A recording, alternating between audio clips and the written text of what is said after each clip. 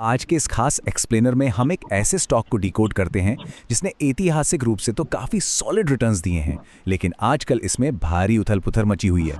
हम बात कर रहे हैं कल्याण ज्वेलर्स की। आखिर इस घबराहट यानी जिटर्स और कंपनी की असली चमक यानी ग्लिटर के बीच का पूरा सच क्या है? चलिए इस डेटा के जरिए पूरी तस्वीर को समझते हैं।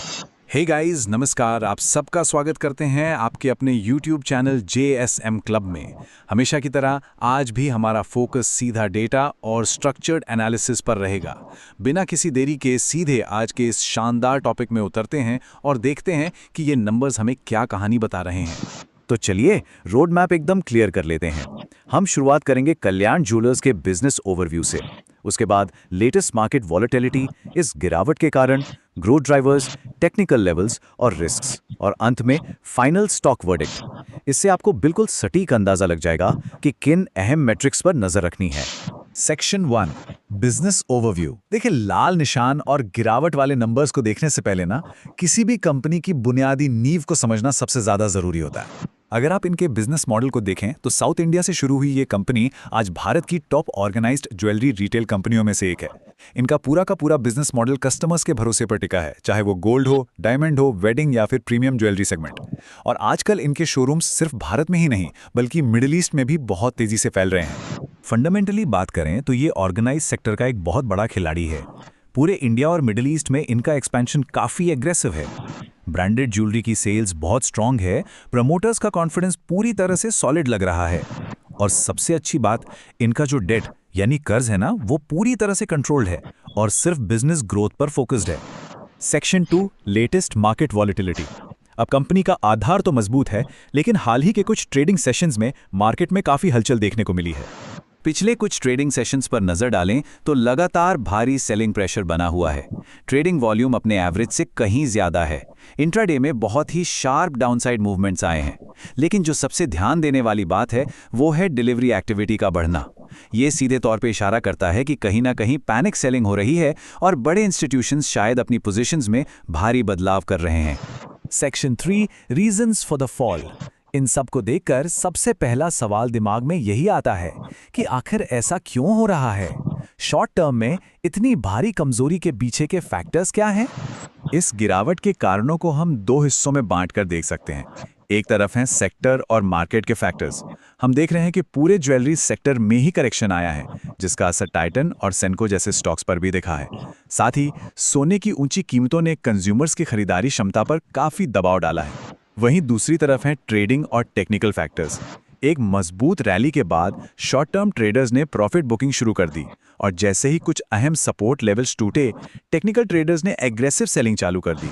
इन सब के बीच एक और बड़ा फैक्टर जिसने आग में घी का काम किया, वो था गवर्नमेंट कमेंट्री का असर। सोने की खपत को लेकर सरकार की तरफ से जो सावधानी भरे बयान आए, उन्होंने मार्केट में एक डर पैदा कर दिया है कि कहीं आगे चलकर ज्वेलरी डिमांड ना गिर जाए। इस स्पेसिफिक कमेंट्री ने इस भारी सेलिंग प्रेशर के लिए एक बड़े कैटलिस्ट का काम किया है। Section 4, growth drivers and positives. अब तक हमने सिर्फ गिरावट की बात की, लेकिन इस कहानी का एक दूसरा पहलू भी है। चलिए अब बुल केस पर नजर डालते हैं।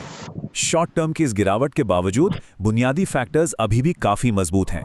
कंपनी के Q4 FY26 के नतीजों में प्रॉफिट्स के अंदर एक शानदार उछाल आया है। वेडिंग और फेस्टिव डिमांड की वजह से रेवेन्यू ग्रोथ बहुत ही जबरदस्त रही है। नए शोरूम्स लगातार खुल रहे हैं, और हाल ही में जो डिविडेंड रिकमेंडेशन आई है ना, उसने निवेशकों का कॉन्फिडेंस काफी बढ़ाया है। सच तो यह है कि वेडिंग ज्वेलरी डिमांड इस कंपनी के लिए अभी भी एक बहुत बड़ा फंडामेंटल ग्रोथ इंजन है। अगर हम फ्यूचर बिजनेस विजन की पाइपलाइन को देखें तो बहुत ही लॉजिकल फ्लो है। पहला, टियर 2 और टियर 3 शहरों में विस्तार। दूसरा, इंटरनेशनल ग्रोथ पर आक्रामक जोर। तीसरा, डिजिटल और प्रीमियम ज्वेलरी की सेल्स को बढ़ाना। और चौथा, धीरे धीरे एक फ्रेंचाइजी ग्रोथ मॉडल की तरफ शिफ्ट होना। इस विजन को देखकर लगता है कि अगले 3 से 5 सालों में ऑर्गेनाइज्ड ज्वेलरी सेक्टर की ग्रोथ का सबसे बड़ा फायदा उठाने वालों में कल्याण ज्वेलर्स सबसे आगे खड़ी है। सेक्शन 5, टेक्निकल्स एंड की रिस्क्स। अब इन सारे फंडामेंटल्स और हालिया खबरों को टेक्निकल चार्ट्स पर रखकर समझते हैं। Technical trend analysis short term और लॉन्ग टर्म की पिक्चर को बिल्कुल साफ कर देता है। शॉर्ट टर्म में ट्रेंड पूरी तरह से बियरिश और वोलेटाइल है। मीडियम टर्म में ये न्यूट्रल से बुलिश नजर आता है, लेकिन अगर आप लॉन्ग टर्म चार्ट देखेंगे तो ये स्ट्रक्चर आज भी सॉलिड बुलिश ही बना हुआ है। मौजूदा टेक्निकल सिग्नल्स की बात करें तो भारी वॉल्यूम के साथ सेलिंग साफ देखी जा सकती है। आरएसआई इस वक्त कूलिंग फेज में जा रहा है और मोमेंटम इंडिकेटर्स वीक हो चुके हैं। इस स्थिति में मजबूत सपोर्ट लेवल्स को होल्ड करना बहुत जरूरी होगा। देखिए, अगर ब्रेकडाउन कंफर्मेशन आता है तो स्टॉक में और वीकनेस आ सकती है। हालांकि यहां से एक शार्प शॉर्ट कवरिंग बाउंस की संभावना को भी हम पूरी तरह से रूल आउट नहीं कर सकते। और हाँ, किसी भी एनालिसिस में रिस्क्स को कभी इग्नोर नहीं किया जा सकता।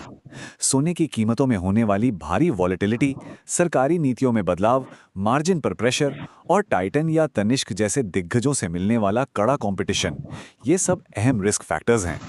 साथ ही थोड़े ऊंचे वैल्यूएशंस और कंज्यूमर डिमांड में स्लोडाउन का डर भी बना हुआ है। इन्हें हमें बिल्कुल ऑब्जेक्टिवली ट्रैक करना होगा। Section 6, final stock verdict. तो अब समय आ गया है इन सारे डेटा पॉइंट्स को एक साथ जोड़ने का। मार्केट में आपका नजरिया क्या है, उस हिसाब से स्ट्रैटेजी भी अलग होनी चाहिए। लॉन्ग टर्म इन्वेस्टर्स के लिए ग्रोथ स्टोरी अभी भी बहुत मजबूत है, इसलिए वो एक ग्रेजुअल एक्यूमुलेशन स्ट्रैटेजी यानी धीरे धीरे खरीदारी करने पर विचार कर सकते हैं। वहीं जो शॉर्ट टर्म ट्रेडर्स हैं ना, उन्हें अभी एग्रेसिव एंट्री से बचना चाहिए। पहले मोमेंटम और वॉल्यूम का सही कंफर्मेशन आने दे। ये साफ तौर पे एक हाई रिस्क हाई ग्रोथ वाला सेटअप बन चुका है। अगर इस पूरे एक्सप्लेनर का एक निष्कर्ष निकालें तो ओवरऑल व्यू यही है कि कल्याण ज्वेलर्स एक बहुत ही तेजी से बढ़ने वाली कंपनी है जिसका फ्यूचर पोटेंशियल बेहद शानदार है। लेकिन फिलहाल स्टॉक की जो वोलेटिलिटी है और ऊंचे वैल्यूएशन का रिस्क है, उसे हम किसी भी कीमत पर नजरअंदाज नहीं कर सकते। घबराहट और ग्रोथ की चमक दोनों ही फिलहाल अपनी अपनी जगह बिल्कुल सच हैं। तो इस पूरे डेटा को समझने के बाद आखिरी सवाल ये उठता है, क्या सोने की ऊंची कीमतें शॉर्ट टर्म की इस चमक को फीका कर देंगी, या फिर गिरावट का ये दौर लॉन्ग टर्म एक्यूमुलेशन के लिए एक परफेक्ट मौका साबित होगा?